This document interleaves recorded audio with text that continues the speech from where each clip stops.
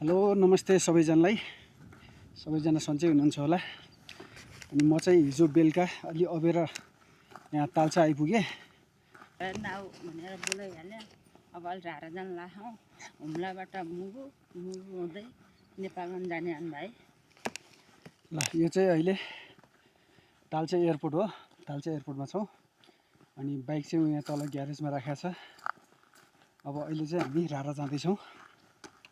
यहाँबाट कति मिनट जति लाग्छ रारा? रारा लाग्छ होला आधी घन्टा जति बाइकमा। एकछिन हिँड्नुपर्छ। हिँड्नु त एकैछिन होला।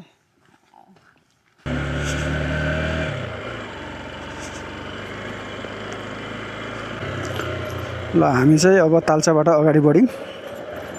अबको त्यही 20-25 मिनटमा चाहिँ हामी माथि सल्लेरी भन्ने ठाउँमा जान्छौँ। बाइक कहाँ सल्लेरीसम्म जान्छ होइन दिजु? ए सल्लेरीभन्दा अलि माथिसम्म। ल हामी चाहिँ यहाँबाट सल्लेरीसम्म बाइकमा जान्छौँ। अनि सल्लेरीबाट चाहिँ माथि हिँडेर जान्छौँ।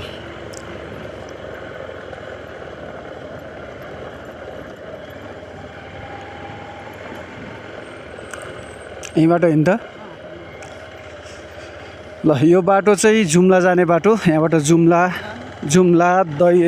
जुम्ला कालीकोट हुँदै दैलेख नेपालगञ्ज सुर्खेत जाने बाटो। अनि यो चाहिँ रारा छिर्ने बाटो। अब यहाँबाट चाहिँ हामी राराभित्र प्रवेश गऱ्यौँ।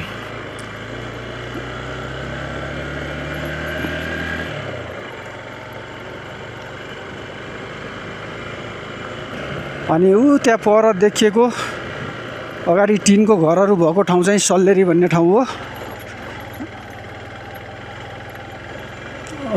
कस्तो राम्रो पाटन जस्तो ठाउँ रहेछ यहाँ त।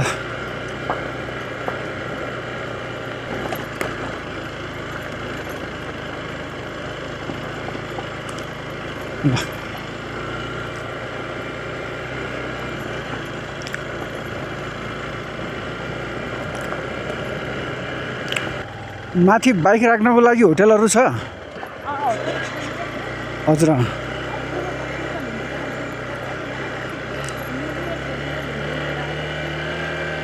हामी चाहिँ अहिले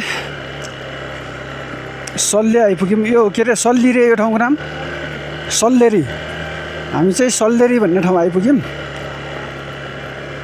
राराको प्रवेशद्वार। अनि अब यहाँबाट माथि चाहिँ बाइक जान दिन्छ दिँदैन सोध्नु पर्ला।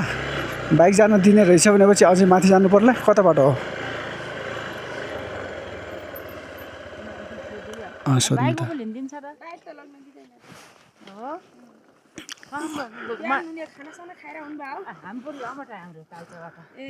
यस्तो गर्नु न त तितेर बाइक लग्ने भएपछि जाने हैन उहाँलाई तपाई छोडेर त बाइक टुकुटु फर्किनु पर्छ। उहाँलाई छोडेर यता फर्किने? बाइक कहीँ राख्नु मिल्दैन? ल खासमा चाहिँ बाइक माथि पुर्याएर चाहिँ आउनु पाइँदो रहेछ। अलि माथिसम्म मान्छेलाई पुर्याएर चाहिँ आउन पाइने, तर बाइक नै लगेर त्यहाँ पार्किङ गरेर अनि घुम्न चाहिँ नपाइने रहेछ। त्यो भावनाले हामी चाहिँ बाइक यतै पार्किङ गर्न लाग्छौँ। ल अहिले चाहिँ हामी सल्लेरीमा बाइक पार्क गरेर अनि राराको लागि चाहिँ उकालो चढ्दैछौँ। यस्तो रहेछ यहाँभित्र।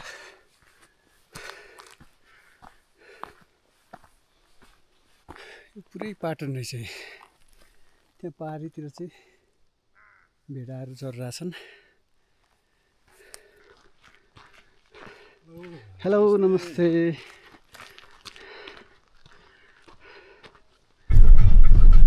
हामी चाहिँ यहाँनिर एकजना दाइलाई स्कर्पियोमा लिफ्ट माग्यौँ। अनि अलिकति भए पनि माथिसम्म चाहिँ हामीलाई सहयोग हुने भयो।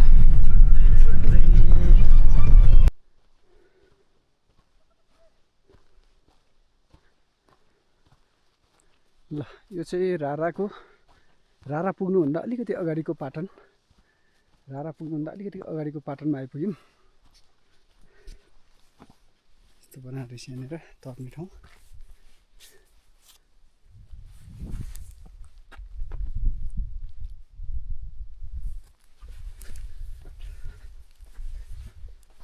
ल पहिलोचोटि रारा आइयो। यस मुगुमा धेरै बसियो, धेरैचोटि मुगु पनि आएको छु। पहिला बच्चैमा गमगढीमा पढेको पनि हो, तर रारा आउने चाहिँ मेसो कहिले पनि मिलेको थिएन। अनि योचोटि चाहिँ पहिलोचोटि अब रारा आउने मौका जुर्यो। ल अब चाहिँ हामी तालको नजिक आइपुग्यौँ। यो ठाउँलाई चाहिँ के भन्छ अरे, माथिल्लो के अरे, माथिल्लो मिली, यो चाहिँ माथिल्लो मिली भन्ने ठाउँ यो चाहिँ। अनि बाइकहरू गाडीहरू चाहिँ तल्लो मिलीसम्म आउन दिँदो रहेछन्। पहिला चाहिँ यहाँसम्म आउँथ्यो अरे, यो अगाडिको त्यो गेटसम्म आउँथ्यो अरे। अनि अहिले चाहिँ अब आउँदिँदैन रहेछ यहाँनिर। तर रमाइलो छ यहाँ, आउनु नदिएकै ठिक छ। यति त दुःख गर्नु पऱ्यो नि। मुरमटक हो, त्यही माथि त्यही डाँडा हो। ऊ त्यो माथि टप होइन, त्यहाँ निलो टिन देखिरहेछ। हो त्यही तलपट्टिको त्यो होटेल हो। त्यो थाइलो एउटा मात्रै छ होटेल। त्यही हो। अब त्यहाँ फेरि पानी पाउँदैन। मुरमटकमा तलबाट घोडामा पानी जाखेर त्यहाँ लिएर होटेल चलाइरहेको। अनि डाँफे होटल नजिक कहाँ हो? डाँफे होटल त यहाँ तालको छेउै हो। ल पहिला यहाँसम्म चाहिँ गाडी आउँथ्यो अरे, यो ठाउँसम्म यही गाडी आउने ठाउँ यही हो पहिला। अब अहिले चाहिँ गाडी आउन दिँदैनन्। गाडी आउनु त आइरहेछ एउटा दुइटा। अब यसको लागि चाहिँ माथिबाट विशेष फोन आउनुपर्छ अरे गाडी आउनको लागि। त्यहाँनिर चाहिँ अघि हामीलाई लिफ्ट दिने गुरुले भन्दै हुनुहुन्थ्यो, गाडीभित्र लिनको लागि चाहिँ माथिबाट विशेष फोन आउनुपर्छ भन्नुहुन्थ्यो। अब खै कसको हो फोन, यस फोन नआउँदासम्म त्यहाँबाट यता ल्याउन पाइएन। ल अब चाहिँ हामी ताल नजिक आइपुग्यौँ। अब यो जङ्गल क्रस गर्न बित्तिकै ताल आउँछ। ल यहाँनिर चाहिँ यस्तो भनेर बिन्ती गरेका छन्। त्यो भए हुनाले कोही पनि रारातालमा आउने व्यक्तिहरूले चाहिँ यो ठाउँलाई सफा स्वच्छ राखिदिनु होला। सफा रहन, स्वच्छ रहनको लागि चाहिँ मद्दत गरिदिनु होला। ल अब चाहिँ हामी जङ्गलभित्र प्रवेश गऱ्यौँ।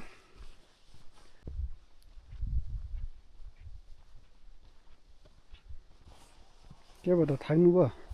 नाइ, तिमी आउला भने रोक्यो।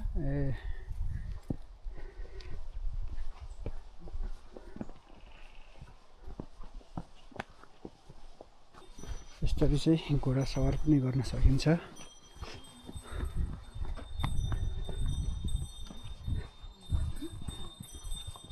उहाँहरू चाहिँ विदेशी पर्यटक जस्तो लाग्यो, यसरी घोडा सवार गरेर आउनु भएको छ।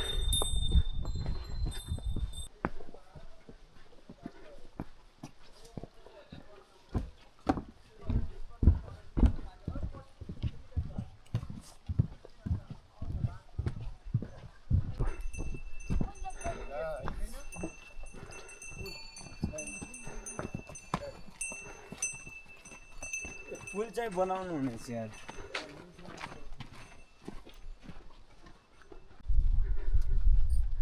रारा देखिएकै छैन होइन अहिले।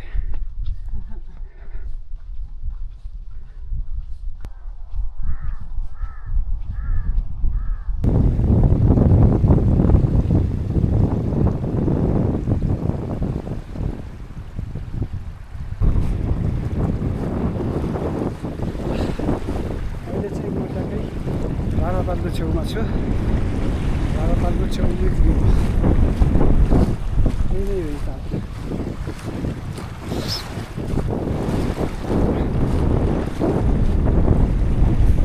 अनि एकदमै हावा लाग्दो रहेछ, छालाङ्गा छ। अलिक बिहानैमा आउने भनेपछि चाहिँ यहाँ बोटिङहरू गर्नु पाइँदो रहेछ। अनि अहिले चाहिँ अलि अबेर भयो, दिउँसोमा चाहिँ यहाँ बोटिङ सोटिङ केही पनि हुँदैन रहेछ। त्यो भएकोले अब एकछिन वरिपरि घुम्छौँ हामी हिँडेर।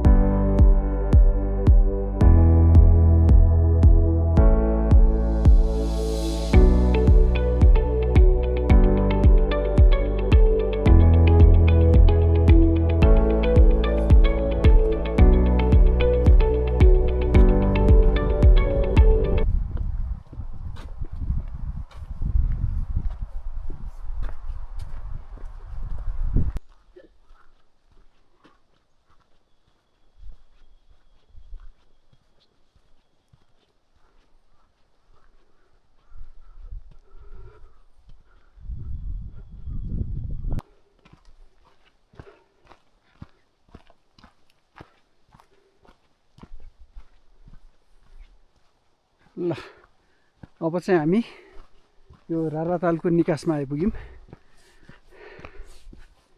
यही नै हो, यत्रो ताल छ, यत्रो ठुलो ताल छ र यो तालको निकास यहाँबाट चाहिँ खत्याट खोला, यो चाहिँ खत्याट खोला भएर बाहिर निस्किन्छ अब।